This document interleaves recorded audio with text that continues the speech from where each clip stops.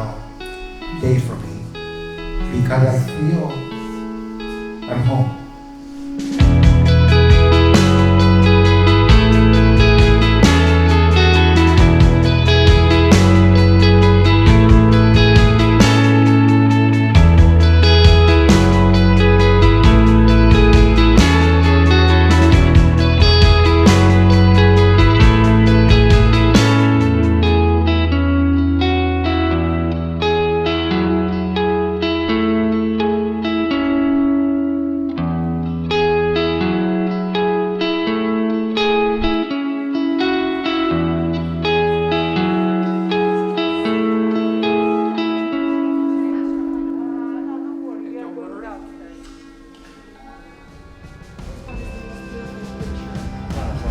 It is the number one song.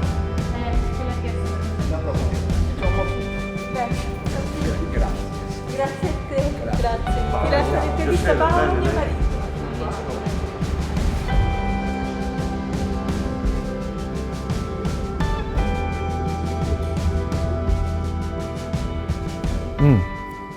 Who is Sandro Miller? Sandro is a father, a grandfather, a husband. So first, I am a family man. I love my family very much. And then secondly, I am a photographer and a director. I love to tell stories with my camera. I try to use my work to educate people. Even this project here, Malkovich, Homage to the Masters, is about education. It's about teaching young photographers who their masters are. So I feel that maybe one of the things I was put on this earth to do is to teach, and to educate, and hopefully make the world just a little bit of a better place to live through educating through my work. So this is who Sandro is.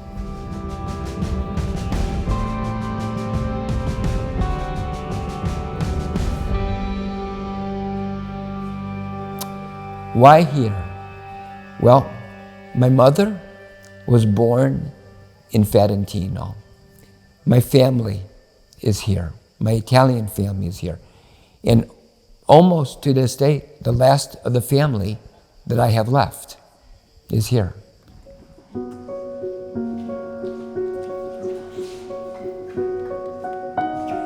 can't tell what to be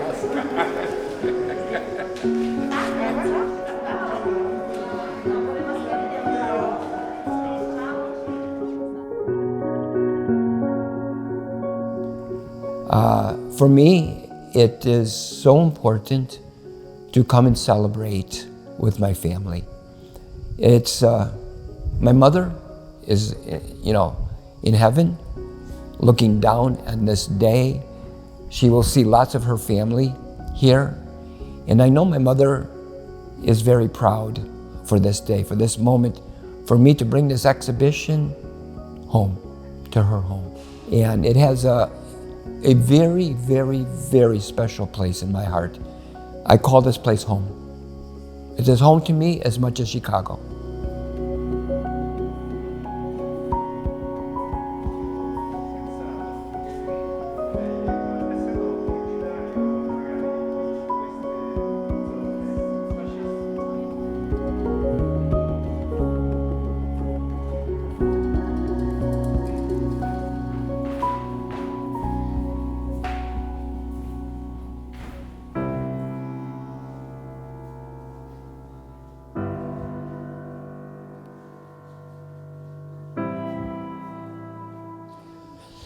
This project here that you're seeing in the museum came from a time in 2011. I was diagnosed with a stage 4 cancer, and it took almost 1 year between the chemotherapy, the radiation, and the recovery. So I had much time in my head to think about my life, to think about, was I going to be able to shoot again? Was I going to be able to be with my family again? I didn't know because the cancer was bad. And the photography that you see here is all photographs that I love, that change the way I think about photography. These are the masters. So it was, for me, a project that I could say thank you. Thank you to these great photographers for teaching me how to be a great portrait photographer. Also, I will say this project for me was a way for me to have something to look forward to. While I lay in my bed, very ill, and praying that I will get well, knowing that in my mind, I had this project waiting for me to do, it gave me hope. It gave me hope. I've been working with John Malkovich for 20 years on many different projects. And John and I are very good friends. In everything we do together, we have fun and we understand each other. We understand how the other works. And my selection of using John Malkovich was very simple for me because I know that there wasn't another actor in the world who could work with me for this long, 5 years, in order to produce this project. Nobody could have done it. Nobody would have given me the time. But also with John, not only did he give me the time, but he gave me everything about himself to this project. He was a genius.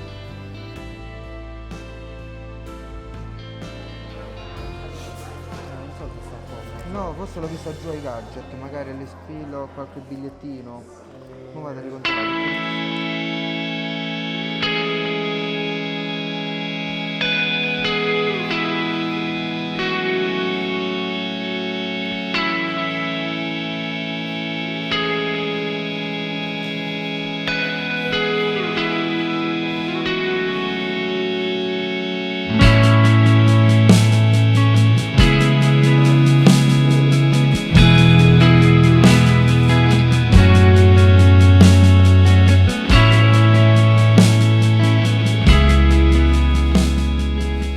Well, David Lynch has been an important part of my career.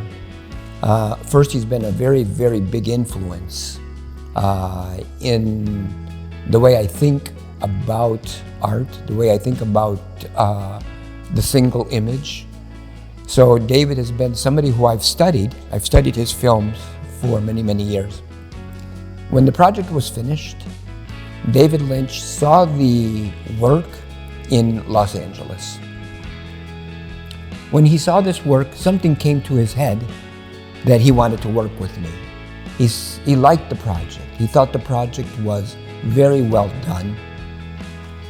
And he had an idea for me to recreate some of the most important images of his life with John Malkovich again.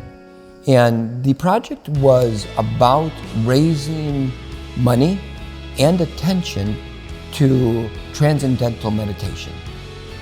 David Lynch today is much like the new Maharishi Yogi. He is the person in the world who is spreading transcendental meditation around the world.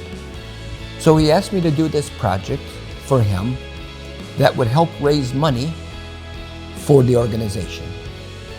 For me, it was a great honor, a great, great, great honor to work with one of the great, great masters of film, and then get to work with my friend again, John Malkovich. It was, as you can imagine, ecstasy.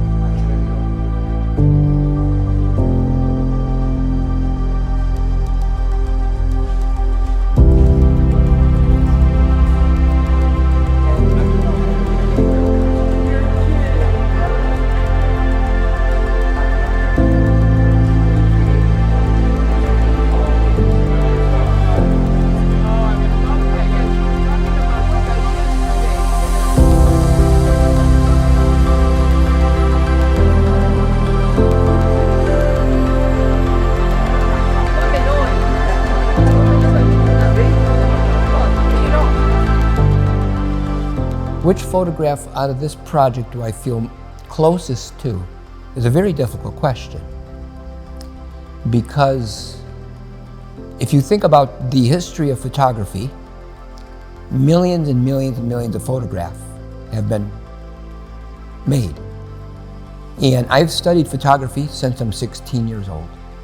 I have in my collection of books at my home, 1,400 books, 1,400 books. And I study these images all the time. So these images in this show are like my babies. I love every single one of them very, very, very much. But if I had to pick one image, that I would say is the most important images for me, it's the image that Irving Penn created of Pablo Picasso. Because when I was 16 years old, I opened up this magazine, I see the portrait of Pablo Picasso, and it changed my life. Right there, I knew that I wanted to be a photographer.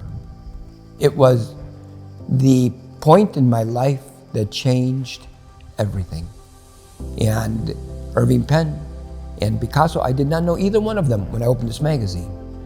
But after I finished looking at this, I studied, found out who Irving Penn was, one of the greatest photographers in the world.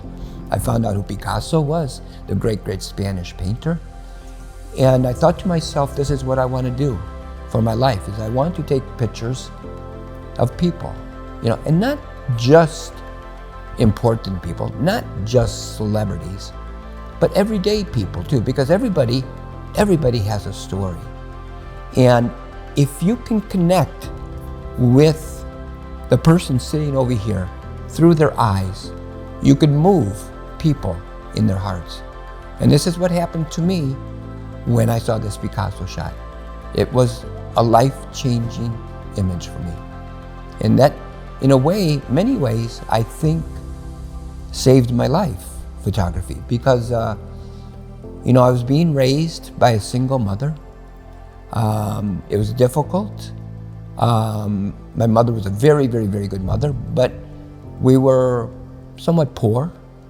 And I think that at 16 years old, I was starting to go in the wrong direction, in the bad direction. And I needed something that I loved. I needed to fall in love with something. And it was photography I fell in love with. And it gave me a purpose in life. So it's the Picasso and Irving Penn, they're it. Yeah. Thank you very much. You're welcome. You're welcome. La gestione della mostra, apertura, chiusura, biglietti. Oggi l'ho portato ad Isola Liria perché era di passaggio per arrivare ad Alpino e pensavo fosse un luogo carino da vedere, infatti è rimasto molto contento. Allora, questo è il secondo turno che faccio, quindi sono 2 settimane. Ok. Aneddoto simpatico. Personalmente l'ho conosciuto ieri. La prima volta che ci ho parlato è stata la chiamata Zoom quando gli hanno detto che facciamo la mostra qua. Bene, non sta andando bene. Ci sono persone a cui piace moltissimo, che restano veramente esterefatti. Una cosa divertente, una volta venne un signore di, penso almeno 85 anni ce l'avrà avuti, è andato via dicendo è stato un meraviglioso evento. In questi termini proprio, questo è stato un meraviglioso evento. L'aneddoto carino è stavamo in macchina venendo, parlavamo di cosa gradiamo bere, insomma, quando fa caldo, quindi proprio per questo ci siamo fermati a Isola Liria per prendere 2 gin tonic. Siamo stati invasi da animali di vario tipo, Cavalletti, se può essere una cosa divertente. che ti cadevano addosso. Beh, cioè è bello interagire con le persone, è bello come ci siamo vissuti la casa, è bello il gruppo. E poi vabbè, è successa questa cosa. Io quando ho avuto tutte le conferme dei soldi, del posto, insomma tutte le cose si erano assestate, ho detto ok, la facciamo, firmiamo il contratto. A questa call ci stavamo lui stava con la moglie insieme. Ci stava Chiara Spinato da Milano, Anna Moreno da Madrid e ci stavo io collegato.